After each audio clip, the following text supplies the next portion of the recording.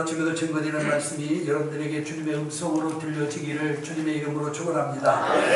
오늘도 지난 시간에 이어서 초대교회를 본받자라고 하는 제목의 말씀으로 함께 은혜를 나누려고 합니다.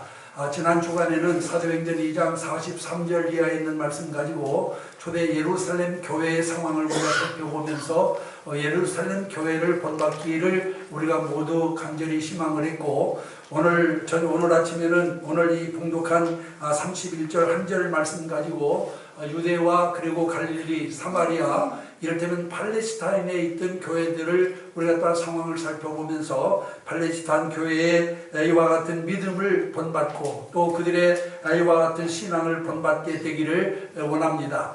그래서 여러분들의 신앙이 새롭게 개혁됨으로 하나님께서 주시는 큰 은혜가 여러분들의 있게 되기를 주님의 이름으로 축원합니다. 여러분, 인생 살아가는 것을 보면은 어떤 사람은 어떤 플러스 인생을 사는 사람이 있는가 하면은 어떤 인생은 마이너스 인생을 사는 사람이 있습니다. 플러스 인생이라고 하는 것은 더하기 인생을 말하는데, 세월이 가면 갈수록 실력도 더해지고 인격도 성숙하며 인간관계도 더해가는 사람이 있는가 하면은, 여기에 반해서 마이너스 인생이라고 하는 것은 세월이 갈수록 무엇이든지 마이너스가 되는 인생을 가르쳐 말합니다. 인격도 마이너스가 되어 황폐화되고 인간관계도 다 끊어져서 외로워지고 가진 돈도 다 없어져서 초라해지는 인생이 있는 것을 보게 됩니다. 그런데 여러분, 이러한 현상은 인생에만 있는 것이 아닙니다. 교회에도 플러스 인생이 있는가 하면은 플러스 교회가 있는가 하면은 마이너스 교회가 있습니다.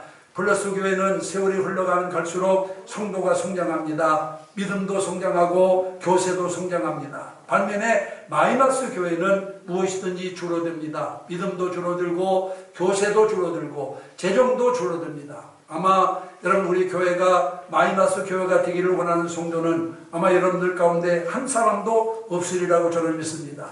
모든 성도들이 플러스 교회가 되기를 다 소원하리라고 믿습니다. 그러나 여러분, 플러스 교회는 우리가 바란다고 해서 되는 것이 아닙니다. 플러스 교회가 되기 위해서는 요건 내지는 비결이 있는데, 그것이 무엇이냐? 오늘 본문은 초대교회의 모습을 통해서 그 해답을 우리에게 제시해 주고 있는 것을 보게 됩니다. 우리가 읽은 본문은 한 절에 불과하지만은 이 본문을 자세히 살펴보면 교회 성장의 비결이 무엇인가를 우리에게 분명히 가르쳐 주고 있는 것을 볼 수가 있습니다. 그러면 여러분, 날마다 그 수가 더해가는 초대교회는 어떤 교회였느냐? 오늘 본문에 있는 말씀을 통해 우리가 살펴보면은, 첫째로 이 팔레스타인 초대교회는 평안한 교회였다라고 이와 같이 말씀하고 있는 것을 보게 됩니다. 오늘 본문에 보면 그리하여 온 유대와 갈릴리와 사마리아 교회가 평안하여 라고 이렇게 여기 말씀을 하고 있습니다. 여기서 평안이라고 하는 말은 헬라어에 보면은 에이레네라고 하는 말인데, 이 에이레네라고 하는 말은 주변 환경이 평안한 외적 상태를 가르치는 것이 아니라, 세상은 요란하고 거친 세파가 끝없이 밀려오지만은 그런 가운데서도 주께서 주시는 평안으로 말미암아 그 마음이 온화한 상태를 가르쳐주고 있는 말씀인 줄로 믿습니다. 여러분, 실제로 당시 초대교회는 바로 그러한 교회였음을 우리에게 분명히 가르쳐주고 있습니다. 교회 태동 이후에 박해는 끊임없이 이어져 왔습니다. 예루살렘 당국자들은 처음에는 사도들을 공갈하고 위협하는 정도로 박해를 했습니다마는 나중에는 사울이라고 하는 거두를 앞세워 가지고 조직적으로 우회를 가해 왔음을 볼 수가 있습니다. 그러다가 사울마저 다메섹에서 살아계신 주님의 음성을 듣고 그리스도인으로 변화되자 이제는 사울마저 죽이려고 하는 등 박해의 파고는 점점 높아만 갔음을 우리가 분명히 알 수가 있습니다. 그런데 그런 상황 가운데서 초대 팔레스타인 교회들은 바로 그리스도 가운데 평안을 유지했다라고 이와 같이 말씀하고 있는 것을 볼 수가 있습니다. 오늘 본문이 바로 그것을 증거해 주고 있습니다. 실로 예수 그리스도를 주로 믿는 교회라면은 이와 같은 평온함이 우리 마음속에 있어야만 될 줄로 믿습니다. 이것이 바로 교회입니다. 오늘 얼마나 많은 사람들이 이 세상 돌아가는 일과 자신의 직장, 학업, 그리고 건강, 불시간에 일어나는 그런 일들로 말미암아 불안해하고 있는지 모릅니다. 그런데 그 가운데 교회에 오면은 말할 수 없는 평안을 누리게 된다면은 여러분 얼마나 큰 은혜입니까? 얼마나 큰 복입니까? 여러분 성경은 분명히 우리에게 말씀합니다. 평안이라고 하는 것은 우리 성도들이 마땅히 누려야 될 특권이라고 말씀하고 있습니다. 요한복음 16장 33절에 보면 이것을 너에게 이름은 너희로 내 안에서 평안을 누리게 하려 함이라. 세상에서는 너희가 환난을 당하나 담대하라 내가 세상을 이기었노라 하고 말씀하고 있습니다. 아멘. 예수님께서는 제자들에게 평안을 누리라고 말씀하십니다. 그런데 예수님께서 이 말씀을 하실 때가 언제입니까? 예수께서 이 말씀을 하실 때는 죽음을 눈앞에 두고 있는 때였습니다. 이제 예수님께서는 이 땅에 오신 궁극적인 목적을 성취하시고자 십자가를 지고 죽으셔야만 했습니다. 제자들의 상황은 어떠했습니까? 복음을 위해서 감당해야 될 환난과 고난의 긴 경주대 앞에 서 있는 때였습니다.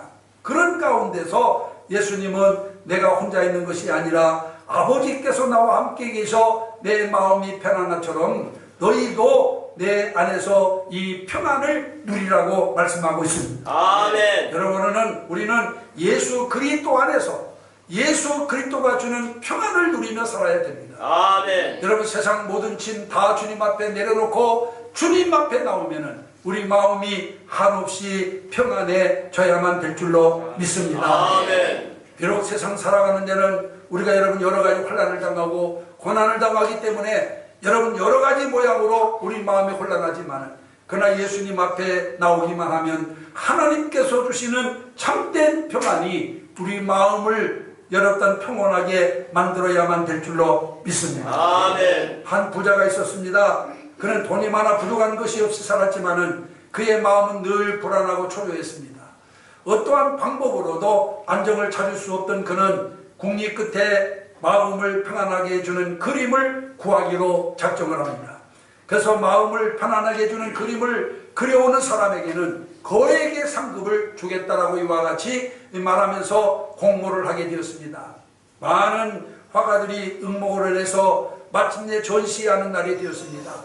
그 그림들 가운데는 아름다운 산과 잔잔한 호수, 그리고 그 호수에 평화롭게 떠있는 한 쌍의 백조를 그린 그림도 있었고, 또 평화로운 시골 마을의 전경을 그린 그림도 있었고, 넓은 평원에서 한가위 불을 뜯고 있는 양떼들을 그린 그림도 있었습니다. 그 밖에도 평안을 주제로 한 많은 그림들이 있었습니다마는 그 부자의 마음을 평안하게 줄 수 있는 그림은 없었습니다. 그런데 맨 마지막에 걸려있는 그림이 그 부자의 눈길을 사로잡았습니다. 그것은 거대한 폭포수가 쏟아져 내리는 암벽에 노빈새가 둥지를 들고 새끼를 날개 아래 품고 있는 그림이었습니다. 어미 품을 조금이라도 벗어나면은 천길 만길 낭떠러지 아래로 떨어지고 말 것 같은 그런 둥지인데도 어미의 날개 아래에 있는 노빈새의 새끼들 눈에는 불안과 공포의 그림자가 전혀 없었습니다. 그리고는 한없이 편안한 그런 이와 같은 모습이었어요. 부자는 그 그림을 약속한 돈을 주고 샀습니다. 사람들이 부자에게 와서 말합니다. 좋은 그림이 다 많이 있는데 왜 그런 좋은 그림 다 놔두고 하필이면은 불안하고 그리고 또 아니면 위험스러운 그 그림을 사십니까? 라고 이렇게 물었어요. 그러자 그때 부자가 이렇게 대답을 합니다. 이 세상에 평안한 환경이라고 하는 것은 있을 수가 없습니다. 그러므로 진정한 평안을 얻는 길은 노빈새처럼 불안한 상황에서도 요동치 아니하고 마음의 평안을 유지하는 것입니다. 라고 이렇게 대답을 했다라고 하는 것입니다. 그렇습니다. 우리가 평안을 찾을 수 있는 환경은 이 세상 어디를 가도 여러분 우리가 찾아볼 수가 없습니다. 아멘. 환경에서 평안을 찾으려고 하면은 여러분 절대로 찾을 수가 없습니다. 오히려 환경에서는 불안과 좌절 뿐인 것입니다. 성도들이 얻는 평안은 무풍지대에서 아이와집간 얻는 평안이 아니라 폭풍 속에서 누릴 수 있는 평안이라고 하는 것을 믿으시기를 바랍니다. 아멘. 이 세파에서 우리가 평안을 얻는 유일한 길이 있다고 한다면 그것은 바로 평강의 왕이신 예수님 품 안에 안기는 것임을 믿으시기를 바랍니다. 아멘. 마치 노빈새의 새끼들이 어비 품 안에서 평안을 누리는 것과 마찬가지로 세상은 여러분 아주 폭풍우가 몰아치고 험하고 또한 아주 악한 파도가 넘쳐나지만은, 그러나 여러분 노빈세의 어미 품에 안겨있는 새끼들처럼 예수 그리스도의 품에 안겨있는 성도들은 여러분 한없이 평화로움을 다시 한번 깨닫는 여러분들이 되시기를 바랍니다. 아멘. 여러분 바로 이 초대 팔레스타인 지역의 교회는 이 평안이 있었습니다. 비록 외부적으로는 고난과 핍박이 끝없이 밀려오고 있었습니다마는, 그러나 내적으로는 주님 안에서 참된 평안을 누린 교회였어요. 이제 오늘 우리 모든 성도들이 예수 그리스도 안에서 이 평안을 누리게 되기를 주님의 이름으로 축원합니다. 아멘. 그래서 세상은 요란하고, 세상은 여러분 또한 복잡하고, 세상은 악하다 하더라도 예수 그리스도 안에서만은 우리가 참된 평안을 누리며 살아가는 성도들이 되어야만 될 줄로 믿습니다. 아멘. 제가 우리 교회를 개척할 당시 한 가지 교회 개척에 대한 아이와 같은 제 나름대로의 목표가 있었습니다. 그건 바로 뭐냐? 나는 절대로 우리 교인들에게 부담 주는 목회를 하지 않겠다라고 하는 마음을 가지고 교회를 시작을 했어요. 세상에서 이리저리 찢기고 상한 사람들이 교회 앞에, 예수님 앞에 나와서라도 마음의 평안함을 얻고 정말 안식을 해야 되지 않겠느냐 하는 그런 생각에서 저는 교인들에게 부담 주지 않고, 그렇기 때문에 아무나 와도 조수만 계속해서 불렀어요. 그때 당시 한 3, 4년 동안 교회 헌금 목표도 준비해 놓지 않고, 아니면 또한 교회 어린 아이들 이와 집단 데리고 다른 데 들어갈 수 있는 사무실도 마련해 놓지 않고, 어린아이부터 어른까지 다 함께 예배 드리면서 그렇게 여러분 또한 교회에 와서 편안한 마음으로 예배 드리기를 소원을 했었습니다. 또 어떤 때는 어린아이들이 돌아다니다가 강대성까지 올라가지고 제 설교하고 있는 제 양복을 막 잡고 늘어질 때도 있었어요. 그래도 저는 그 아이 그냥 둔 채 계속 하나님 말씀을 전했습니다. 이렇게 할 수만 있으면 세상에서 찢기고 상한 영혼들이 예수님 앞에 나와서라도 마음의 평안함을 얻어야 되지 않겠나 하는 그런 생각에서 한때 그렇게 이와 같이 또한 목회한 적이 있었습니다. 여러분, 이것은 지금도 제 마음은 마찬가지입니다. 여러분 성도들이 예수 앞에 나와서 진정한 평안을 얻어야 될 줄로 믿습니다. 아멘. 이 세상에서 맛볼 수 없는, 세상의 그 무엇으로도 대신할 수 없는 참된 평안이 여러분들에게 있게 되기를 주님의 이름으로 축원합니다. 아멘. 주님 앞에 나올 때는 염려, 근심, 걱정 다 주님 앞에 내려놓으시기를 바랍니다. 아멘. 그리고 주님만 바라보시기를 바랍니다. 아멘. 하나님의 주시는 말씀에 귀를 기울이시기를 바랍니다. 아멘. 그리고 여러분들 마음속에 그 말씀이 참된 평안을 아이와 집 또한 만들 수 있도록 주님께 여러분들 자신을 의지하시기를 주님의 이름으로 축원합니다. 아멘. 그래서 여러분 또한 이와 같이 마음이 평안하면 여러분 믿는 사람들이 날마다 더하여진다라고 오늘 성경은 말씀해 주고 있는 것을 보게 되고, 그 다음에 두 번째로 초대교회는 오늘 본문에 있는 말씀에 보니까 든든히 선 교회였다라고 이렇게 말씀하고 있습니다. 여기 보면 든든히 서 가고 라고 말씀하고 있는데, 여기 든든히 서 가고에 해당하는 헬라어는 오이코도 무메네라고 하는 말입니다. 이 오이코도 무메네라고 하는 말은 여러분 주로 건축과 관련된 용어로 사용이 되었어요. 그래서 이 말을 제대로 직역을 하면은 건축자가 되다, 건축하다 라고 하는 그런 의미의 말씀입니다. 물론 이 말은 당시 초대 교회들이 교회당을 건축했다는 말이 아닙니다. 다만 성경은 무용교회를 설명하기 위해서 유형의 건물을 비유할 때가 많이 있는데, 이 본문도 그와 같은 예라고 할 수가 있습니다. 우리가 에베소서 2장 21절과 22절에 보면 바울도 이렇게 말합니다. 그의 안에서 건물마다 서로 연결하여 주 안에서 성전이 되어가고, 너희도 성령 안에서 하나님이 거하실 처소가 되기 위하여 예수 안에서 함께 지어져 가느니라. 할렐루야. 아멘. 여러분, 이 말씀에 의하면은 성도 한 사람 한 사람은 건축물의 한 재료와 같다 그 말이에요. 건물은 벽돌 한 장으로 건축물이 완성될 수가 없습니다. 벽돌 위에 또 다른 벽돌이 놓여지고, 또 그 위에 또 다른 벽돌이 놓여지고, 또 다른 재료와 연결되고 연합해서 건물이 완성되어지는 줄로 믿습니다. 아멘. 누가는 이것을 든든히 서간다 라고 이렇게 표현하고 있는 것을 볼 수가 있습니다. 교회는 바로 이러한 역사가 끊임없이 일어나야만 될 줄 믿습니다. 아멘. 새로운 사람들이 들어와서 교회 절대적이고 그리고 긴밀한 아이와 같은 구성원이 되어 구성원이 되는 그런 역사가 계속해서 일어나야만 될 줄로 믿습니다. 그것이 어떤 질적으로 교회가 든든히 서가는 비결이라고 하는 사실을 우리는 기억을 해야 될 줄로 믿습니다. 여러분, 교회가 성곽처럼 지어졌다고 해서 든든한 교회가 아닙니다. 교회 재정이 많다고 해서 든든한 교회가 아닙니다. 교회가 또한 교세가 막강하다고 해서 든든한 교회가 아닙니다. 그러면 어떤 교회가 든든한 교회냐? 성도들 한 사람 한 사람이 한 공동체 안에 결속되고 그들 안에서 섬김과 세움의 역사가 계속되어질 때 그 교회가 든든한 교회인 것을 믿으시기를 바랍니다. 그런 의미에서 우리 성도들 한 사람 한 사람은 지혜로운 건축자가 되어야 될 줄 믿습니다. 고린도전서 3장 10절에 보면 내게 주신 하나님의 은혜를 따라 내가 지혜로운 건축자와 같이 터를 닦아두매 다른 이가 그 위에 세우나 그러나 각각 어떻게 그 위에 세워지기를 조심할지니라 하고 말씀을 하고 있습니다.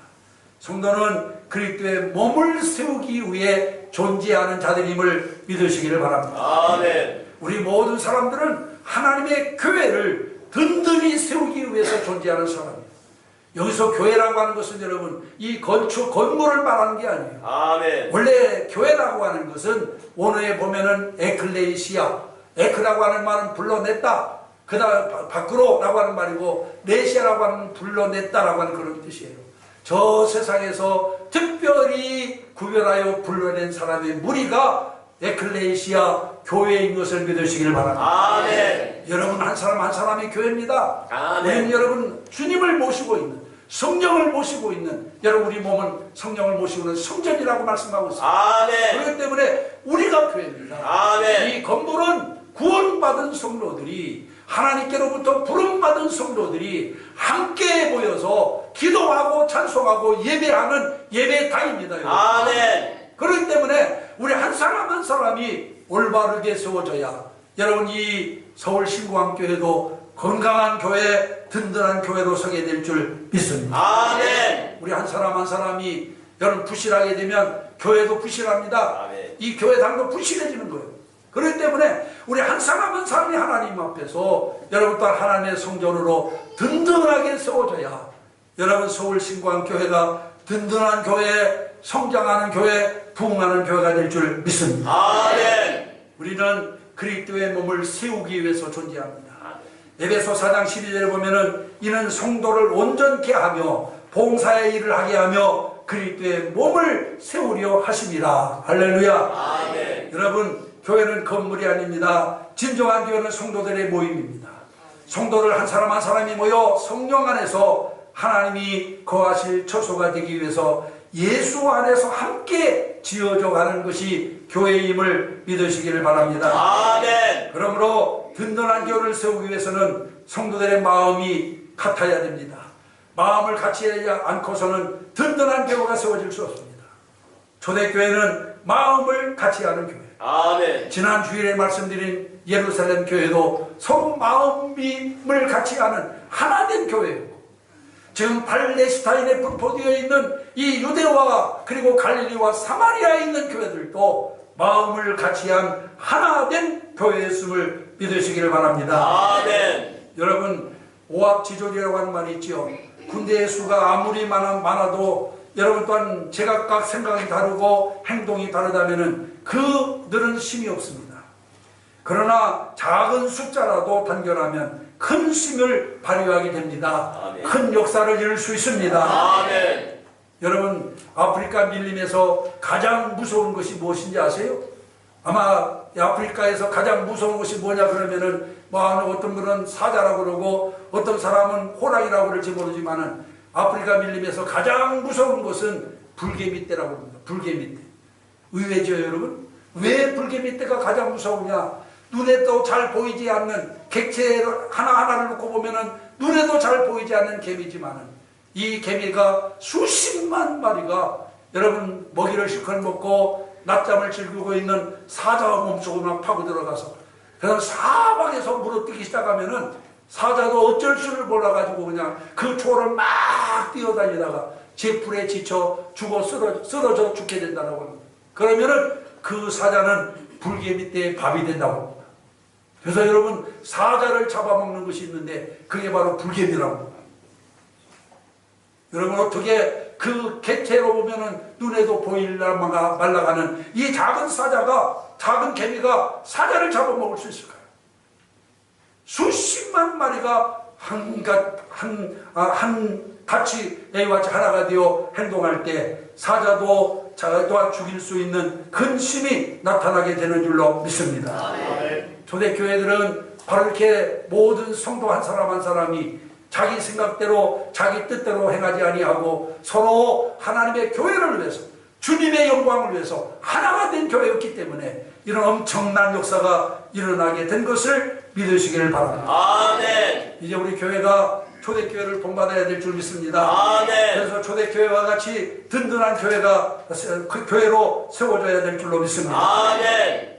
그렇게 하기 위해서는 우리 한 사람 한 사람이 목수도 되고 석수도 되고 또 하나님은 재료를 나누는 일꾼이 되어서 서로 화합하고 하나 되는 일부터 시작해야 될 줄 믿습니다. 아멘. 사랑하는 성도 여러분, 나를 위한 것이 아니라, 누구를 위한 것이 아니라 예수 그리스도를 위해서, 아멘. 주님을 위해서 아멘. 내게 주어진 재능을 모아 하나 되는 교회가 되기를 간절히 소원합니다. 아멘. 그래서 우리 교회가 예루살렘 교회처럼 팔레스타인에 분포되어 있던 교회들처럼 날마다 믿는 자가 더하여지는 이와 같은 부흥하는 교회가 되기를 주님의 이름으로 축원합니다. 아멘. 마지막 세 번째로 초대교회는 성령의 위로가 넘치는 교회였습니다.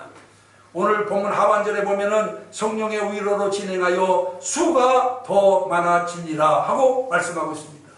여러분, 여기서 중요한 단어가 있어요. 뭡니까? 성령의 위로라고 하는 말이에요. 아멘. 여러분, 이 성령의 위로라고 하는 말을 각주에 보면 이 위로라고 하는 말을 후원이라고 하는 말로 대치하고 있는 것을 볼 수가 있습니다. 여러분, 무슨 말입니까?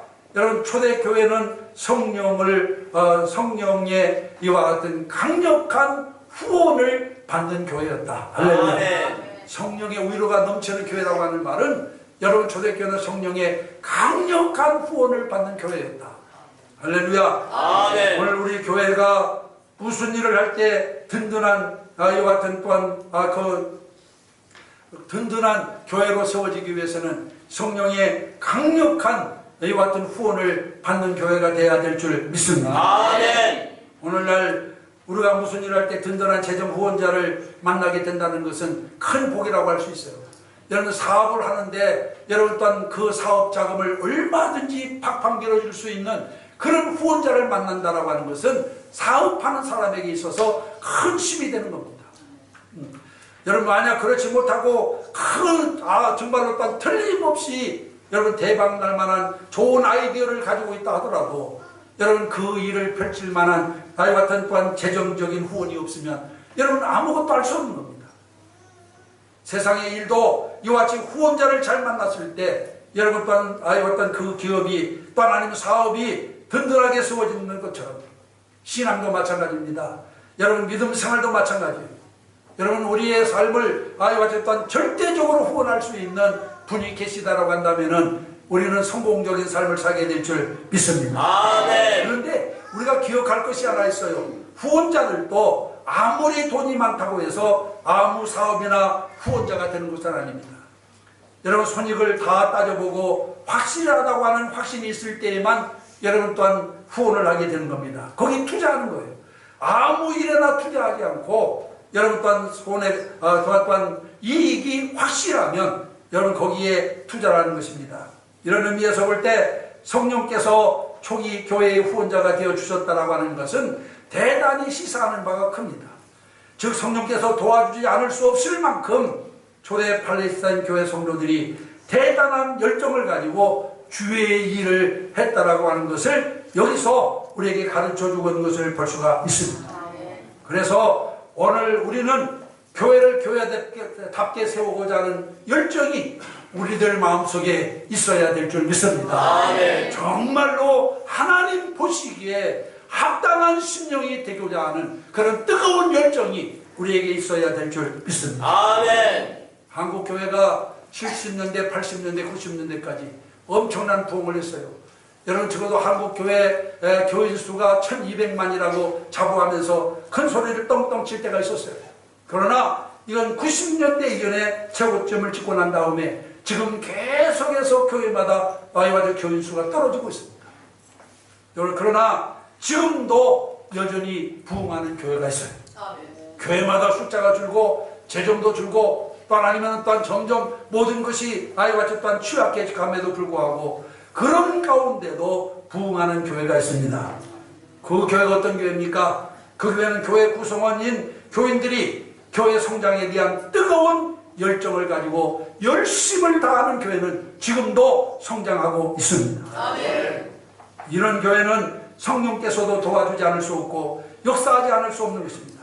그래서 초대 팔레스타인 교회들처럼 부흥하는 교회가 되기를 원한다면 성령께서 돕지 않을 수 없을 만큼 뜨거운 열정이 살아나야 될 줄로 믿습니다. 아멘. 여러분 하나님의 후원을 받으려면 성령님의 후원을 받으려면 우리 심령 속에 불이 붙어야 됩니다. 아멘. 이 불이 꺼졌는데 여러분 성령님이라고 해서 아무나 돕는 게 아니에요. 우리 심령 속에 불이 붙어야 성령께서 도우실 줄로 믿습니다. 아멘. 그러므로 이제 여러분 불 꺼진 심령을 이제는 더 뜨거운 또한 성령의 불로 가득 채울 수 있는 여러분들이 되시기를 주님의 이름으로 축원합니다. 아멘. 1866년 영국 런던 메트로폴리탄 교회에 심무하던 스펄전 목사님이 계셨어요. 그때 당시 이 메트로폴리탄 교회 성도는 몇 명이었느냐? 출석 성도가 4,366명이었습니다. 그때 하루는 이 스펄전 목사님이 설교에 그런 말씀을 하셨습니다. 나에게 뜨거운 열정을 가진 12명의 성도만 붙여주면 내가 그들과 더불어 이 런던을 변화시키겠다. 그러나 열정이 식어버린 43,660명이 있다 하더라도 열정이 식어버리면 아무 일도 할 수 없다.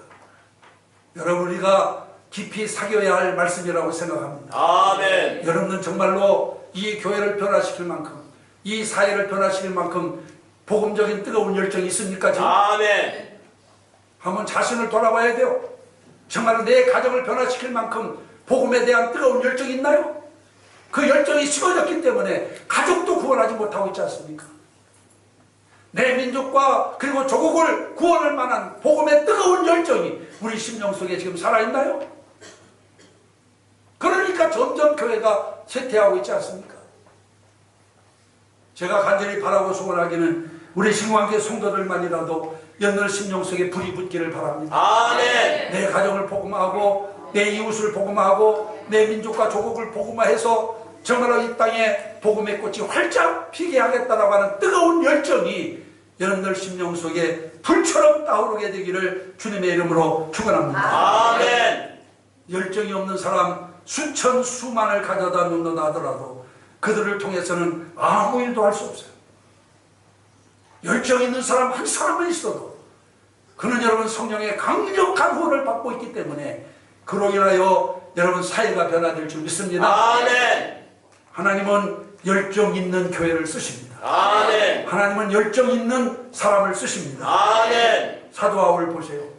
그는 우리가 만일 미쳤어도 하나님을 위한 것이라고 고린도후서 5장 13절에서 말하고 있지 않습니까?